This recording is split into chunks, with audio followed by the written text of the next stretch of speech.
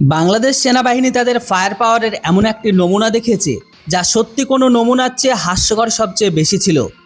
বাংলাদেশ সেনাবাহিনী এমন ক্ষমতা লুকিয়ে বসে আছে যার সম্পর্কে আর কী বা বলা যায়। কিন্তু এখন ভারত সতর্কতা পেয়ে গেছে যে ভারতের সেনাবাহিনীকে পূর্ব সীমান্তে অর্থাৎ বাংলাদেশ সীমান্তে বড় কোনো অ্যাকশনের জন্য প্রস্তুত থাকতে হবে। এখন কথা যখন অ্যাকশনের প্রস্তুতি পর্যন্ত পৌঁছে গেছে, তখন নিশ্চিতভাবে বাংলাদেশের কর্মকাণ্ড ভারতের উদ্বেগকে বাড়িয়ে দিয়েছে। কারণ এখানে আপনাদের জানিয়ে রাখি, যখন থেকে বাংলাদেশের প্রধানমন্ত্রী তারেক রহমান চীন থেকে ফিরে এসেছেন, তখন থেকে বাংলাদেশের প্রধানমন্ত্রী এবং বাংলাদেশের সেনাবাহিনী উভয়েরই তৎপরতা খুবই যেন অস্বাভাবিক। কারণ চীন থেকে ফিরে আসার পর স্বয়ং বাংলাদেশের প্রধানমন্ত্রী তার সেনাপ্রধানের সাথে বাংলাদেশ সেনাবাহিনীর বেশ কয়েকটি সামরিক মহড়া পরিদর্শন করেছেন। এমনকি 7ই জুলাই বাংলাদেশ সেনাবাহিনী 9ম ইনফ্যান্ট্রি ডিভিশনের ট্রেনিং এরিয়াতে পৌঁছান। অন্যদিকে 13ই জুলাই তারেক রহমান বাংলাদেশ সেনাবাহিনীর অস্ত্রের বিবরণ চান এবং এই সময় বাংলাদেশের প্রধানমন্ত্রী তার সেনাপ্রধানের সাথে বাংকার ও জঙ্গলে গিয়ে সেনাদের সাথে সাক্ষাৎ বা দেখা করেন। যদিও এখানে দাবি করা হচ্ছে যে বাংলাদেশের প্রধানমন্ত্রী এবং বাংলাদেশের সেনাপ্রধান উভয়ই কিন্তু চীনের কাছে থেকে পাওয়া বার্তা বা নির্দেশনাবলী মেনেই চলছে। একটি গুটিও কিন্তু তিনি নিজেদের বুদ্ধিতে চালাচ্ছে না, সবটা চীন আর পাকিস্তানের।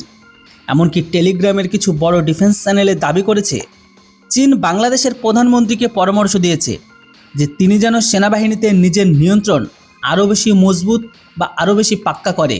কারণ সেনাবাহিনীতে নিয়ন্ত্রণ মজবুত হলে তারেক রহমানের ক্ষমতা এবং অবস্থান দুটোই শক্তিশালী হবে। আর যখন ভারত বিরোধী তারেক রহমানের অবস্থা শক্তিশালী হবে, তখন চীন বাংলাদেশে ভারত বিরোধী কার্যকলাপে বিনিয়োগ আরও বাড়াবে। অর্থাৎ এখন বাংলাদেশের ক্ষমতাও পাকিস্তানের মতো সেনাবাহিনীর মাধ্যমে নিয়ন্ত্রিত হবে। অর্থাৎ বাংলাদেশ সেনাবাহিনী যাকে চাইবে সেই বাংলাদেশের ক্ষমতায় বসবে। তবে এগুলো তো গেল ভারত বিরোধী বাংলাদেশের কর্মকাণ্ডের কথা, কিন্তু যখন বাংলাদেশের প্রধানমন্ত্রী তার সেনাবাহিনীর যুদ্ধ প্রস্তুতি পরিদর্শন করেছিল, তখন বাংলাদেশ সেনাবাহিনী তাদের এমন কিছু জোগাড় বা যেটাকে বাংলাতে বলা হয় জোড়াতালির অস্ত্র প্রদর্শন করিয়েছিল, যা বর্তমান সময়ে হিসাবে অস্ত্র কম বরং হাসির পাত্র বা হাসির খোরাক বেশি ছিল। যেমন বাংলাদেশ সেনাবাহিনী তাদের প্রধানমন্ত্রীকে এই জোগাড় তৈরির অ্যান্টিড্রোন সিস্টেম দেখিয়েছে। প্রকৃতপক্ষে বাংলাদেশ সেনাবাহিনী চীনের নকল করে বেশ কয়েকটি রাইফেলকে একটা রাউন্ড আকারে ফিট করে ভলি ফায়ারের মতো একটি সিস্টেম তৈরি করেছে, যাতে একসাথে ঝাঁকে ঝাঁকে অনেকগুলো গুলি ফায়ার করা যায়। কিন্তু বাংলাদেশ সেনাবাহিনী এমন প্রস্তুতি দেখে স্বয়ং বাংলাদেশের জনগণ এবং বিশেষজ্ঞরা নিজেদের সেনাবাহিনী নিয়ে নিজেরাই চরম উপহাস করছে।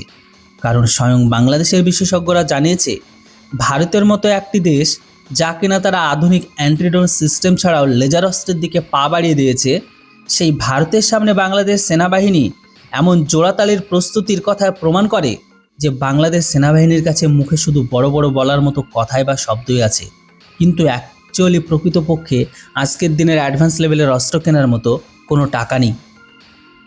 বাংলাদেশ সেনাবাহিনী এখনও ফ্রি আর উপহার হিসেবে পাওয়া অস্ত্রের উপরই ভরসা করে।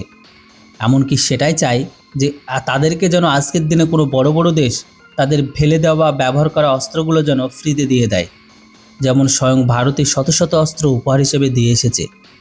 বাংলাদেশ সেনাবাহিনী তাদের মহড়ায় যে সমস্ত অস্ত্র দেখায়, সেই সমস্ত অস্ত্র বাংলাদেশের বিশ্বের বিভিন্ন দেশের কাছ থেকে ফ্রি বা উপহার হিসেবে পেয়েছে। কিন্তু বাংলাদেশ নিজেও যে অ্যান্টিড্রোন সিস্টেমটি তৈরি করেছে তা আজকের আধুনিক যুদ্ধে একটা তামাশার মতো। আর আজকের যুদ্ধে এটি কোনো অস্ত্র নয়, বরং একটি অত্যন্ত ফালতু জোড়াতালি।